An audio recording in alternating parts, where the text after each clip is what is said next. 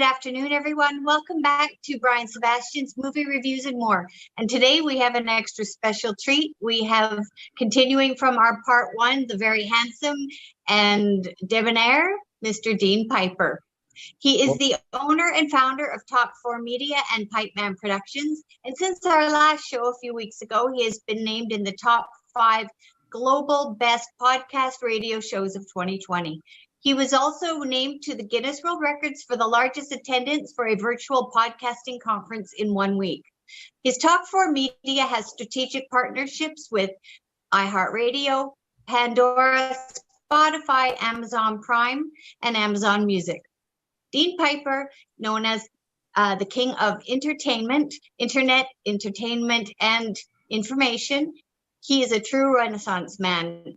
He's a motivational speaker, a PR man, he's a best-selling author, and he's a fearless adrenaline junkie, as you will learn. He's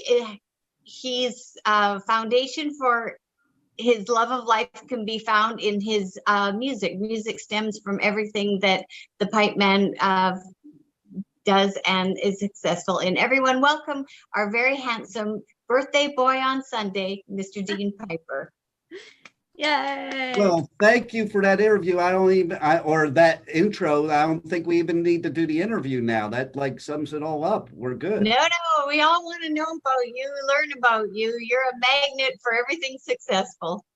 Well, I have a question. If I am allowed to, with going with the times nowadays, just interrupt everybody and talk as much as I want over everybody. Hey, this is not a debate. Gene would do that also. So Jessica, I was telling him he's got the Gene Simmons look because I always loved that look. See, this is where I'm pretending I'm white. I always wanted to have rocker hair. I wanted to have those kick-ass sunglasses that you could look cool, but I can't do that. Well, and my look always changes, so I always change it up. But oh, look, we have somebody else here. Yes, Terry. How are you? Yes, I knew that. But I wanted to welcome you. Hello, Sherry. Hi. So I want to do something first before we start the interview, because on my way to my studio today to do this, before I stopped it, I actually did go get my hair done before this because it was time. But I found this downstairs by my where I live by the mail, and it's a gift from somebody that you guys know, and I didn't even open it yet. So I figured I'd open it live on the show because it's from Sherry. Oh, I thought it was from Santa. So, and I have to say, it does say happy birthday on it because Sunday's my birthday. Oh, happy birthday. I have to say, she sent me this other gift. It was a really, really cool gift. But I think she felt bad because it was like this really cool rocker coffee, and I don't drink coffee. I sleep like an average of 4 hours a night. I never use an alarm clock. I'm a night owl and a morning person, and never drink coffee and never need it. Yeah, me either. I'm a coffee person. Brian knows that. Hey, Dean. But I am a chocoholic. Dean, would you like some eating music while you sample your first taste? Would you like to be serenaded with the birthday song early? Sure. And look, I'm looking at this. I'm like, what is this? A big brick of caramel or something? And it's for shipping. It says Nordic ice on it. Oh, to keep the chocolate from melting. It's to keep it cool, like you, man. Yeah, but I gotta tell you, I'm in South Florida, and it was outside for like 5 minutes, and this is all melted now. The ice is melted. Oh no! Because that's South Florida for you. No. But yeah. Well, as you sample, I'll gift you with a little music. You ready? All right, hold on. I gotta open it here to sample it. Okay. I'm gonna open it like a guy and like rip it to shreds. Just hair into it. So And I on that whole thing of the chocoholic thing, even my kids will tell you, like, used to be, I mean, I curb my sugar addiction now. It was like I quit carbs and sugar all in one day, and it was like quitting crack and heroin. Oh. But my kids would tell you, like, they would say, don't leave a pan of brownies out at night, they'll be gone by morning. And they weren't kidding. I'll down a whole pan of brownies. So you were that dad that always ate the kids' cookies for the holidays, huh? Well, no, like I made sure there was enough for me to eat one whole bag and them to have the rest. Or for Halloween? Were you the Halloween kid guy too? Here's the advice I'll give parents out there. So my mother, when I was a kid, I was never allowed any sweets, no candy, no nothing. And then on the Halloween, I used to go out and get like, I don't know, 4 pillowcases full in the freezing cold. And then her and my brother would rummage through and get all the good stuff and leave me the stuff that no kids want to eat anyway. So here's a lesson, parents. Once I was allowed to eat candy and sugar and chocolate, I went a little overboard for the rest of my life. So maybe give your kids some sweets and maybe they won't want it. Like my son, I would give him all the sweets he wants. He doesn't even eat sweets now. So there's your clue right there. There's some parenting tips. See, reverse psychology gets you every time. Also too, you get a kid on a sugar high. My goddaughter, she doesn't eat a lot of candy, but it's like I can tell when she does because she gets on that sugar high and she's just jumping around. But she's like her Auntie T. So, well, you know what I love about that? You know, payback's a bitch. Every time I'm around my grandkids, I give them as much sugar as possible right before I'm going to give them back to my kids. Oh, geez. Jessica, along with serenade my fellow Libra for us. I'm sorry. Say again. I said serenade our fellow Libra for his birthday. Yeah, there you go. Yeah, I'm ready. Only this is a presentation though, so you have to eat it according to the way that I'm singing. Okay. Oh, okay. All right. She's got rules. Is it going to be metal? Because I can really do it. Happy birthday to you, Marilyn. Happy birthday to you. Happy birthday, Mr. Pipeman. Happy birthday to you. Hey, Brian, is she my birthday gift? I want to know because that's better than chocolate. That was good, Jessica. I think. I have to say, though, I've had that done for me before, except it was by one of my friends who is like 400 pounds. This was much better. Even if it was virtual, it was better. All right, Sherry Nelson, you get the first question. Go. So, Dean, you tell us about that world record. Could you tell us how that happened? Sure. There's this, we're in this virtual world right now, like, in fact, this week I'm doing radio coverage for the radio show, which is by NAB, which I do every year, except now it's virtual. And there's this other conference, it's called PodFest. And to be honest, that was the last event I went to live before this whole shutdown. Oh. And, so I went to it live and the live was okay, but they had this app. And I was like, wow, the app is really cool. It's really engaging. There's all these meetups, there's everything. And I was really impressed with the app. Usually when I go to like a festival or a convention or a conference, I'm not impressed with their app, okay? But it's okay, I'm at the live event, I don't need the app. So they did this virtual conference just about a few weeks ago. So obviously it was just using the app. And it was absolutely amazing, like one of the best conferences I ever went to. And what was beautiful about it was virtual. And we all complain about the virtual world we live in right now.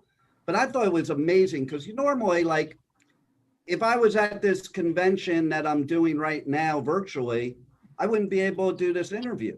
I would be at the convention in sessions. You can't answer your phone, can't run your business, all that stuff. And sometimes you're just bored to death too. Sometimes it's fun, sometimes boring. But with this, it was great. I got to sit on my bed, do work on my computer, answer client calls, and had my phone was on the conference. So I was able to, and I am a multitasker. So, you know, it's like people try to trick me. I'll do work while the TV's on, and they'll ask me what happened on the TV because they think I'm not watching the TV because I'm paying close attention. I'll replay it verbatim to them, you know. And even when I was a kid, my dad always used to say, because I would do homework and play blasting, I would blast heavy metal music and have MTV on the TV at the same time and do my homework. He would be like, how do you do that? And you know, I was in 11th grade. I was in 11th grade honors classes in 9th grade. So obviously it wasn't affecting me. I can. What were Oh, you I was just gonna say, I can totally relate to you because I'm the same way. I'm like a little ADD, so I have to have something going on, like background, either music or the TV while I'm working. And I've always been a multitasker. I mean, some people don't get it, but it's like I can't function without the TV in the background.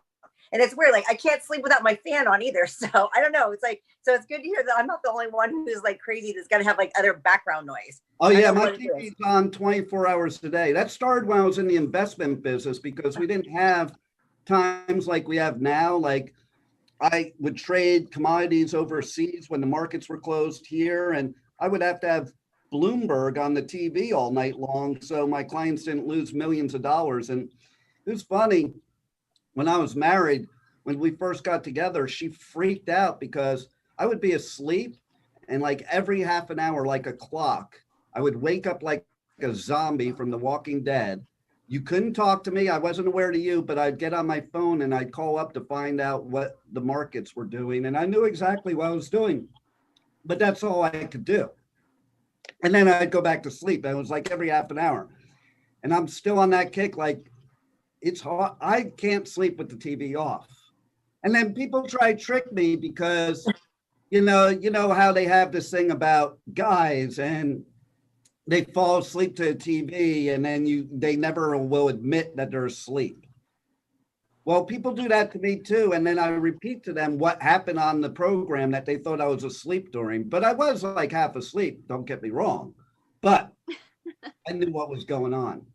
So Dean, I do the same thing. So, you know, I have my 3 computers here and my 2 phones and my 1 tablet. So I'm watching, well, I never told anybody this, but people know me. I'm watching a movie as I'm talking to you because this is how I pick movies for film festivals and things. And then, you know, my CEO would say, well, Brian, how do you pick these good movies? I'm like, I don't know. I'm just wired that way to do it. And if I see something good, I have to stop it because I already know it's a good movie to pay attention to. And it's because I do the same thing when I'm on the phone in Australia, New Zealand, you know, we do the same thing. We're not really sleeping. We're sleeping enough, but we're quite aware of what's going on. So even when Sherry's calling me, are you busy? No, I'm never busy, you know, too busy for her because you got to give everybody the time, but we're still doing what we're doing. Yeah, totally. So, yeah, I mean, so this Pod Fest, they actually, from the very beginning, they were announcing they were going for the world record. So they didn't know they were going to get it. They were going for it. And basically the deal is with the Guinness Book of World Records, with something like that, the person running the event gets into the Guinness Book of World Records, but so does every attendee as a participant. Yeah. So, Oh, wow. Yeah, because it said there was over 5,000 attendees, which is amazing. That's the thing. They needed to get over 5,000. And at the end of the conference, it was like around 5,300. But then it took like 2-3 weeks because the Guinness Book of World Records, they take it seriously. They just don't take your word for it. Like, you know, when we watch the news and we start spitting stuff out on Facebook, you know, they have to actually do the research and like they go over with fine tooth comb. And the Guinness Book of World Records started eliminating attendees because like people involved with the event, like that worked for the event producer, they weren't counted, you know, which I think that's kind of unfair. I mean, you're there, you might as well get counted. So the end result ended up, they had to beat 5,000. It was 5,003. So Wow. could you imagine? Well, there's one thing, and I didn't realize this until Terry had mentioned about, you know, doing podcasts and, you know, streaming conferences. I don't know the traffic in Los Angeles, but I know Terry has said, you know, she's happy that she's not stuck for an hour traveling. So that saves a lot of people, you know, the anguish and things like that. So this, I don't think it would go back. Do you think it'll go back to the old normal? Well, let me just say, well, in a way, but a changed new normal with the old normal combined, but it was already heading that way. Like in my business, okay, I have multiple locations.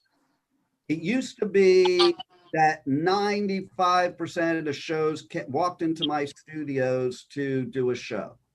Now, even if they're 5 minutes away, they don't. We do 99% of them remotely. I used to have a studio in Hollywood that people went into all the time because Hollywood people, they have to go into a studio because, you know, they have to be in the studio. They're Hollywood. And then I'm thinking, and then finally they got a little smart with the 405. Like, why spend 2 hours driving 10 minutes away on the 405? So now, like, I have a part-time studio in Encino that literally it's been 1.5 years since anybody stepped into that studio, including me. You know, and because there's just no need nowadays as far as podcasting or radio. Even if you look at the terrestrial stations, the AM/FM stations, most of their live shows are all done remotely through automation systems, and we do the same thing where you're literally like pre-taping all your stuff. It sounds like it's live, but it's really not. And, you know, everybody's wherever they need to be. And what's beautiful about it is you have the whole world. Like I also have a station down in Australia. I have somebody who works for me in Brussels, somebody in the UK. I have shows that broadcast from all over the world. Of course, I would never be able to do that if we didn't have this virtual thing. You know, they remote into my studio. It's still professionally done. It still sounds like they're sitting in the studio, but they're doing it from their bedroom or wherever. Yeah, I agree with you. I think it's going to be a mixture. I mean, because I have a day job in healthcare, so I work with physicians. I mean, my job in that arena has been remote for about 6 years. But then again, you know, I would go into offices when I had to. But I feel like I'm getting more done now than I was before. And I think, you know, the doctors are getting more used to telehealth. So it's more of like going to meet people in person if you have to. You know what I mean? Than having to drive an hour on 405 freeway for a 10-minute meeting over something stupid. So sorry, but that's just like that. I don't miss that at all because you know how it's just anywhere in LA, it takes an hour to get to. Oh, it's ridiculous. Like every time I think of moving back full time, because I live there like part time, but every time I think of moving back full time, I get off at LAX, get on the 405. I'm like, forget this. I want to just go home. The 405 or the 101. It's just, Dean, what you talked about, which is that's the reason why we set something up in Tennessee and we did all of our shows ahead of time. So we didn't have to go back because we did everything right before everything was hitting, but we were prepared for all this stuff. So Terry was there. All the shows that we shot were ahead of time. You know, Sherry doesn't know this. Sherry's becoming famous at our studio in Los Angeles because everybody knows who she is because they've been watching the shows. So I said, when that Canada border opens up, she's coming in, and then we'll have a nice little meet and greet for her because it's what we have that everybody's not going to, what you were talking about. So even Terry, we love being in our studio because there's nobody there. So we're doing the opposite of what everybody said. We don't have to worry about that stuff, and it makes it fun. So even when we're stuffing out of Tennessee for Jessica, I just got off the phone about 10 minutes ago, which is why I was sending everybody the link late. We got some stuff set up for our Swift virtual stuff for all of us in Tennessee, which now, and I'm really happy about that. So Dean, my hat goes off to you because your way of thinking I know we're on the right path because the stuff that's coming out of your mouth is what I've been thinking about. Except you're here and I'm going to catch up, I hope, one day. And well, thank you for that. And think about this, but before I say this, I do want to say I really wish they had beaches in Tennessee, and like all the Southerners like to say like lakes or beaches. No, they're not beaches, like ocean beaches. Yeah. Because I talk to some people and they're like, yeah, we have a beach. I'm like, that's not a beach, okay? That's a lake. No, Exactly. It's dirt and rocks. Yeah, it's not. Exactly. Near. But I love Tennessee. Like, I have to say, ever since I'm 12 years old, I have felt that, and I'm from New York and New Jersey originally. I lived in California during high school, and that's how I found out about Tennessee. I driving cross country. You guys have the friendliest people of anywhere in this whole country, bar none. And I've been in like 45 of the 50 states, and bar none. And I'm a Yankee, so most of the southern states I'll never say are friendly, ever. But Tennessee, bar none. And I love the Smoky Mountains too. Oh yeah, thank you for saying that. I appreciate that. I pride myself in being from an area that is nice to everyone. I would like to, I know that I am. And yes, I am so looking forward to, especially this time of year is beautiful in the Smokies. And we've been discussing for a while that hopefully we'd be able to venture out to Dollywood. I performed there several years ago, and still have a lot of friends that I would love to revisit. So hopefully soon we'll be able to go check it out. It's beautiful. Oh yeah. And Tennessee is true friendly people though, because like that whole Southern charm thing to a Yankee and the other Southern states, that's all fake to us. But Tennessee is like that true Southern charm. Like it's true nice. The other ones, they're being nice to your face and not to be on your back. So kudos to Tennessee. So Dean, how we found Jessica, she was at our workshop that Terry and Katarina and I were in last year. And then it was one of those things, she came up and she introduced herself, and then I liked her. I'm like, there's something about this young lady that I like. And then the day that we were gonna go shoot our shows, the last minute, she saved us because she drove us to our shows to go shoot. So she's the only one that's actually seen our live shows in Tennessee. She said before. So I said, because you saved our asses, you're going to be a part of what I'm doing. Almost a year later, she was brought in. And I keep telling people, you never know who's going to be part of our group because we all truly like each other. And I couldn't be happy because once she couldn't go and perform on the cruise ships and travel around the world, which is what she was doing, I'm very honored to have her. So I speak highly about it to everybody. And even with Sherry, because like I said, when Terry and I were in our studio the other day, it's like, so where's this girl from Canada? I'm like, the Canadian border is still closed, but she'll get here. And what about the girl in Tennessee? Well, she'll get here too. We're setting it all up. It's just a matter of time. Oh, no doubt. Like, as we talked about last time, I travel all the time during the off season, and then I travel during the festival season. So I'm like, I don't know. I'm ready for this to be over already. Like, I am so done. I was talking to somebody about going to Puerto Rico for my birthday. And then I read the restrictions. Like, you can go, but you have to get a test within 72 hours. And, if not, you're quarantined for 14 days. And I'm like thinking to myself, well, what if they don't give you the results in 72 hours? Like, then I'm stuck there, and so, I'm so sick of, this is the longest I've been in Florida at one time, that like, because I'm not a big fan of Florida as it is. So to be stuck here since March and not be able to go anywhere is kind of a bummer. Yeah, I'm a travel bug. I like to travel. And so for me, like, not to be able to go on vacation, it's driving me nuts. I mean, I actually have some friends that live in Florida, so I was able to go visit them in July, but it's still not the same. Like, me and Sherry were talking last night that we need to go to like Cabo or something. Like, I need a break from just being stuck in. I really wish they locked down, this whole thing like 2 weeks before they did, because as I said in the last one, I was in Costa Rica a week before lockdown. It would have been much better to be locked down over there and not be here. Yeah, I agree. Sorry, you can't go home. Okay, I'm fine with that. But yeah, and I will say also about Tennessee, Nashville Nashville, like, so they say Austin is the live music capital of the world. I wasn't that impressed. I love Nashville, but I wasn't that impressed with Austin. I didn't think it was as good as Nashville, to be honest. Yeah, Nashville blows Austin away. I'm sorry, it just does. Yeah, I don't know who came up with that's the live capital, music capital, because I didn't think it was that good. Like you're in Nashville, you could go from one place to the other to the other to the other for live music like all night long. Like and that's no, it is Nashville. I agree. Bored. It is Nashville and not Austin. I don't get it. I was kind of bored in Austin, you know, and it wasn't the same class of people either. I didn't find, you know, just totally different. The places in Nashville, they were packed and a lot of fun. So I know that they are trying so hard to get the thing. I mean, it's not going to be back to normal for who knows how long.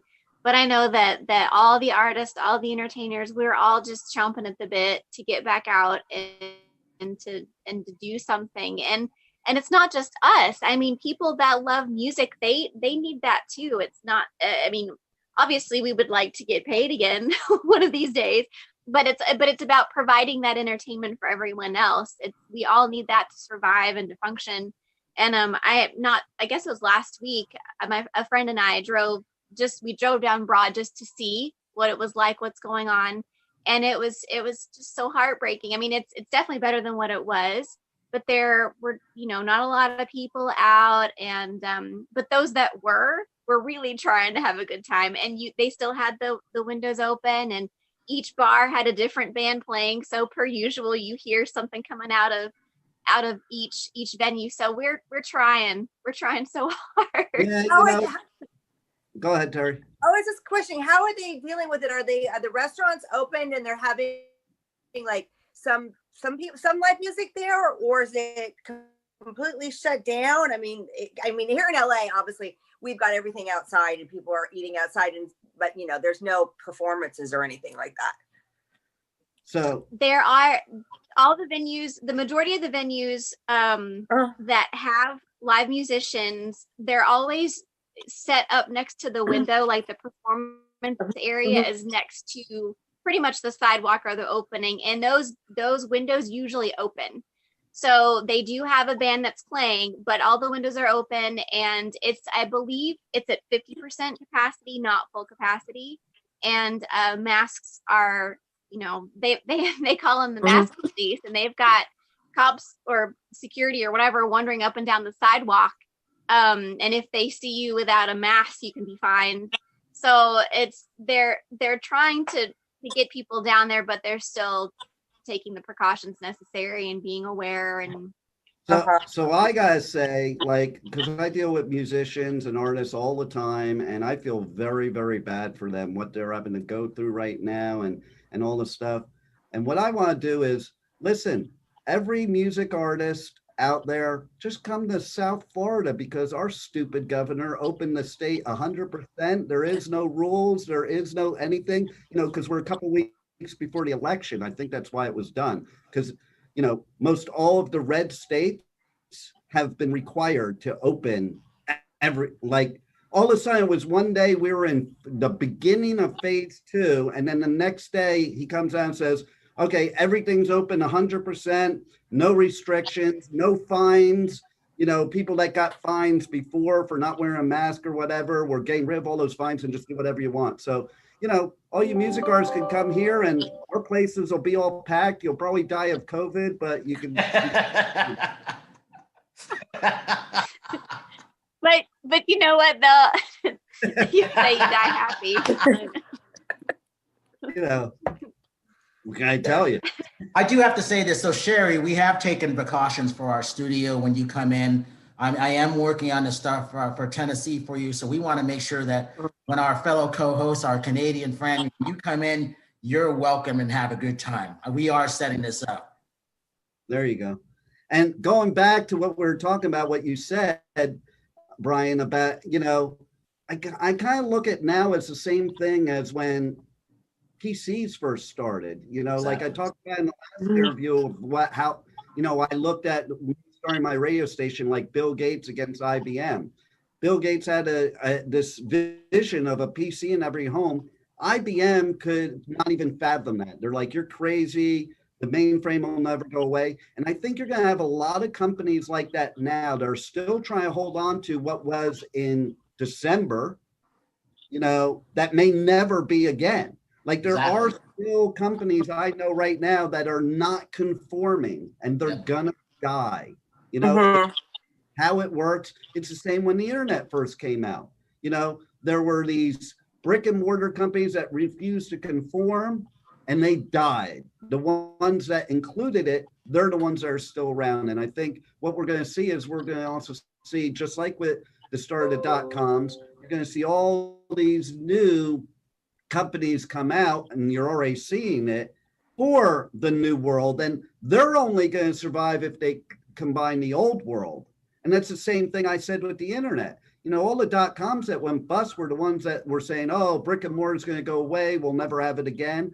But then you had a company like Amazon who joined forces with Barnes and Noble and or Toys R Us, and every company that is big now on the internet combined forces with the brick and mortar to give two options. Amazon even, so I don't know if you have, but Amazon in the mall where I live has a store there now. You can actually go into a physical Amazon store and stuff you can buy on Amazon Prime. That's awesome. Trip, and they have a line out the door. It's pretty wild. We got about 3 minutes left. So go ahead, Sherry, go ahead. Oh, I'm sorry. Dean, I'm just curious, following what you just said, I know that during this COVID crisis, the demographic 55 to 75, they never thought they would ever capture them for online shopping, seeking online information about things. And they are the biggest group that has blown up in popularity. With looking at 2020 and 2019, has your goals or plans for your media conglomeration, have you diverted your goals right now, or we're are doing they the on same hold? thing we always were, because we were already prepared for it ahead of time. We were already doing it. And I have actually two show hosts that are 85 years old that do their own show. They never even turned on a computer before, and they're remoting into our studio.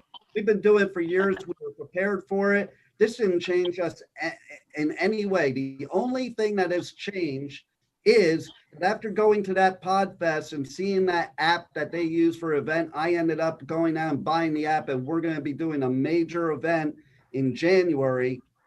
It's going to be all virtual. It's going to be the first ever event, and it's the first time I've announced this, by the way, the first ever event that will combine business, motivation, empowerment, music, horror, pop culture, anime, comics, and comedy, all under one roof, and health and wellness, all under one roof. So we're going to have live artist performance and band performances, but we're also going to have motivational seminars. We're going to have comedy acts. We're going to have the whole thing. It'll be all virtual, and it's going to be kick-ass, to be blunt. Great. Nice. You got 30 seconds to talk about your TikTok, because Dean has been watching your funny stuff. Oh, right. Except I can't find you now. I was watching your stuff, and now your TikTok's gone. No, it's not. It is to me. Maybe you blocked me. It's there. I gained like 2,000 followers like over the weekend, so it's growing. But no, I just went on there because I was bored. And what do you want me to say about Brian? Hey, all of a sudden when we were in the studio, you have a couple people follow you. I said it's going to be about what we're doing, pretty much what Dean's talking about. We have the same format. We just didn't know each other, and we're doing the same thing. So we are going to be on his network. That's the last thing that we needed to do. And I'm excited about that. Yeah, I just was using my TikTok because I was trying to promote my own brand. Well, it started out with the fitness thing, and then I wanted to experiment with some comedy. I'm doing a show end of November in Vegas. I'm doing Fitness America, which is going to be really weird to me doing this show because I don't know if we're going to have an audience at this show or how it's going to work, but it's in Vegas, so I don't know. But it was just another avenue to promote my own brand and to build my social media, so I'm enjoying it. So Jessica, there you go. Go for it. You got 30 seconds to describe who you are to Dean.